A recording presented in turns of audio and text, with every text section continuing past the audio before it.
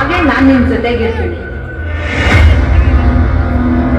ಮೌರ್ಯ ಸಾಮ್ರಾಜ್ಯದ ಸಂಸ್ಥಾಪಕನಾದ ಚಂದ್ರಗುಪ್ತ ಮೌರ್ಯನ ಮೊಮ್ಮಗ, ಮೌರ್ಯರ ಮೂರನೆಯ ದೊರೆ, ಶತ್ರುಗಳ ನರನರಗಳಲ್ಲಿ ರಕ್ತ ಹೆಪ್ಪುಗಟ್ಟಿಸಬಲ್ಲ ಮಹಾನ್ ಧೈರ್ಯಶಾಲಿ, ಕ್ರೂರ, ಚಂಡ, ಪರಾಕ್ರಮಿ, ನರಾಧಿಪತಿ ಎಂದೇ ಪ್ರಸಿದ್ಧನಾದ ಸಾಮ್ರಾಟ್ ಅಶೋಕ ಚಕ್ರವರ್ತಿ.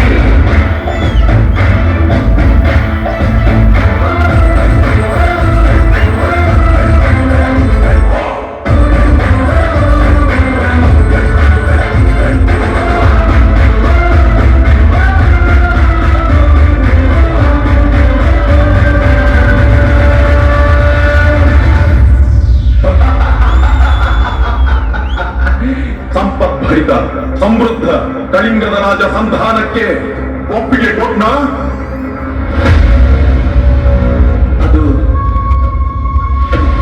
ಅದು ಸಮ್ರಾಟ್, ಬೇಗ ಹೇಳೋ, ಅದ್ಯಾಕೆ ನಡಕ್ತಾ ಇದೀಯಾ? ಇಲ್ಲ ಅಂದ್ರೆ ಕೊಂದು ಹಾಕ್ತೀನಿ ನಿನ್ನ. ಕಳಿಂಗ ದೇಶದ ರಾಜನಾದ ನಾನು ಸಂಧಾನಕ್ಕೆ ಒಪ್ಪಂದವಿಲ್ಲ. ಕಳಿಂಗದ ಸೈನಿಕರು ಅಷ್ಟೇ ಅಲ್ಲ, ಹೆಂಗಸರು, ಮಕ್ಕಳು ಕಳಿಂಗದ ರಾಜ್ಯಕ್ಕೆ ರಕ್ತ ಹರಿಸ್ತಾರೆ. ನಮ್ಮ ಹೆಣಗಳನ್ನ ಮೆಟ್ಟಿ ಕಳಿಂಗವನ್ನ ಆಕ್ರಮಿಸಿಕೋ. ಸೈನ್ಯಾಧಿಪತಿ, ನನಗೆ ಕಳಿಂಗದ ರಾಜ್ಯದ ಪಟ್ಟ ಬೇಕು. ಯುದ್ಧ ಸಾರು.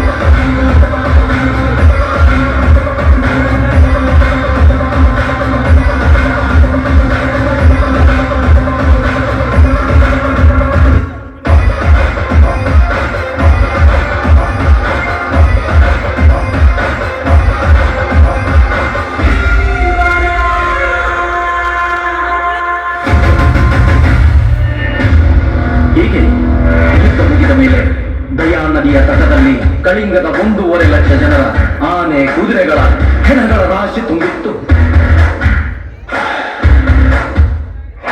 ಈ ಆ ನದಿ ಸಂಪೂರ್ಣ ಕೆಂಪು ವರ್ಣಕ್ಕೆ ತಿರುಗಿತ್ತು. ಇದನ್ನು ನೋಡಿದ ಅಶೋಕ ದಿಗ್ಭ್ರಾಂತನಾದ. ಕೇವಲ ಒಂದು ರಾಜ್ಯಕ್ಕೆ ಇಷ್ಟು ಜನರ ಮಾರಣ ಹೋಮ?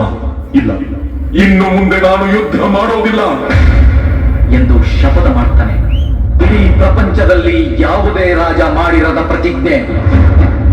ನ ಭೂತೋ ನ ಭವಿಷ್ಯತಿ. ಕನ್ನಡದ ಕಪ್ಪು ಮಣ್ಣಿನವರು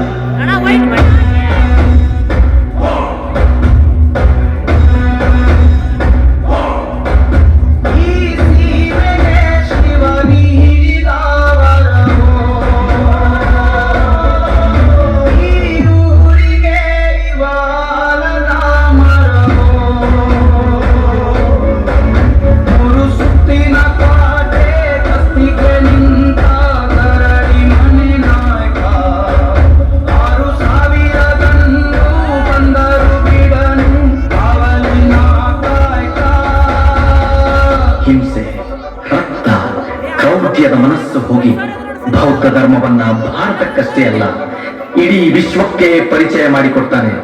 ಅಧರ್ಮದಿಂದ ಧರ್ಮದ ಸಾಮ್ರಾಟನಾಗ್ತಾನೆ. 4 ಸಿಂಹ ಹಾಗೂ ಅಶೋಕ ಚಕ್ರವನ್ನ ಭಾರತ ಖಂಡಕ್ಕೆ ಲಾಂಛನವಾಗಿ ಕೊಟ್ಟಿದ್ದಾನೆ ಸಾಮ್ರಾಟ್ ಅಶೋಕ ಚಕ್ರವರ್ತಿ.